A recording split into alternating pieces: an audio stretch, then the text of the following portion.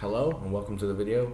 In this video I'm going to exercise the point of this channel, which is interlocking the spiritual and psychological aspects of narcissists and essentially evil people, wickedness. So here we go. So in spiritual and personal terms, Jesus worshipping the devil when the devil ordered him to after Jesus was starving and deprived would stop the suffering of Jesus, as it would have stopped the devil's work in his accusations, destructions, and leading astray of men to sin. It would have stopped Jesus' need to walk his path, to be acquainted with grief, and to suffer and to die on the cross. The devil would likely have gone easy on men had Jesus submitted and worshipped to him, having them in their place as the creatures of mud and lowerness that they are. The worship of the devil by Jesus would result in the destruction of men, as they would not be after all redeemable. And as Christ is the light which shines in all men, we see in the narcissists that what they have done is used what will they possess to bring their whole self, including the light of Christ, to worship the devil. That is to believe his lie that they are nothing but an empty, impure, and worthless reflection of a greater light, the angels or God, so that they might receive mercy from him, the devourer, and not have his accusations deafen their ears and remove their comforts. They accept their place as fellow rulers to the prince of this world, and become as workers and as animals in the farms and slaughterhouses in the kingdom of the rageful dead, who are headed for destruction and rise up against their creator for creating such a repulsive race as man, wishing for death, reflecting the desires of their leader, the devil, speaking all manners of blasphemies and committing all acts of violence and obstructions against the Holy One and his anointed. They reflect, embody, and become, and are transformed into the image of the adversary to human life. So that was the kind of spiritual term, and there are a few elements there where I could expand. However, to continue now into the psychological mental map way. So here. Supply, narcissistic supply, makes narcissists real. It supplies them with an image of themselves which they seem unable to experience from any other way.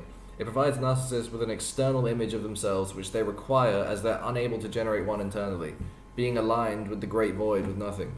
This is why people holding images of narcissists, which the narcissist cannot agree with or cannot accept, results in such massive reaction and pushback, because they have no stable or cohesive self-image of their own, as a father or a sister or a mother or a brother or a child of God, that they appear to be incapable of viewing the images that other people have of them as separate from themselves, as just an opinion. They seem to be forced to experience these images from other people as real and true, because they have no self-image to compare it to or to combat it with.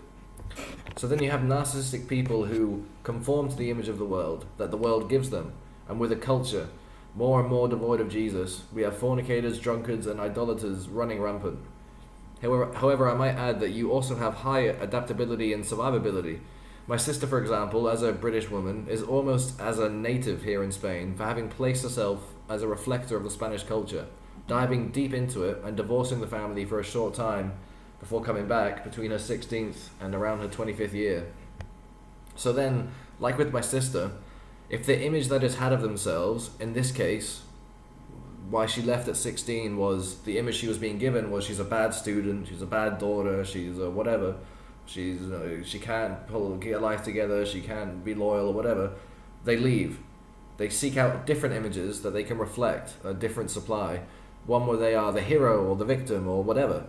It's generally divorced from the truth, as why settle for truth when you can have some more fantastical image to reflect? It's about trying to find a tolerable reflection of themselves, and not about the truth.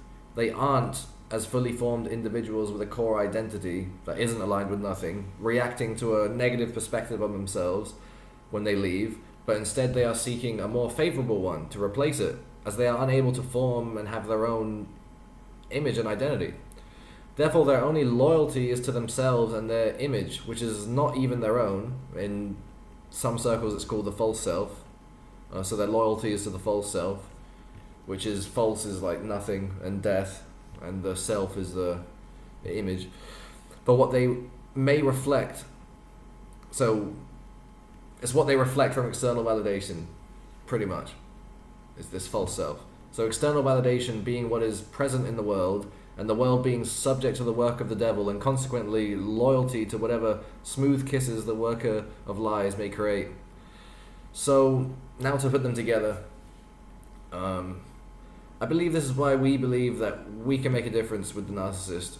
If we offer up enough of God's graces, then they will have no choice but to be transformed into the glorious image of Christ and be at our side as workers of the truth and love. But however, having no choice is not the way to ultimate freedom in truth. And so perhaps this approach does not work in truth. I just know for sure that it isn't men and women that transform each other, but the work of the Holy God of Israel, who does not turn away sinners. And it's our job only to do His will and His bidding, to not obstruct His work, and to be as cheerfully and loyally going about His work as is within us, allowing Him to take us out and to bring us in. He will make the difference. He cares more about you and more about them than you can imagine. And so conclusively, learn about the enemy, learn about yourself, learn about your Creator and your place with Him, and live life normally to the best of your ability.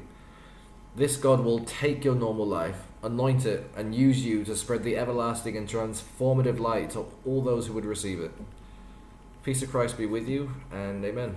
Please, if you like this video and parts of it resonated with you, like and subscribe, and I hope to see you around again.